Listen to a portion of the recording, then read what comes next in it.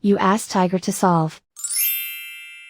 This deals with linear equations with one unknown. The final result is x equals 12. Let's solve it step by step.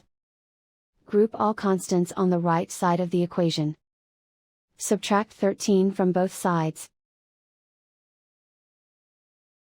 Simplify the arithmetic.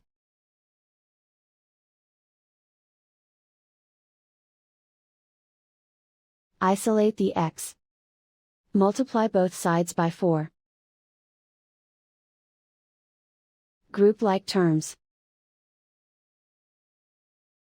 Multiply the coefficients. Simplify the fraction. Simplify the arithmetic. And so the final result is x equals 12.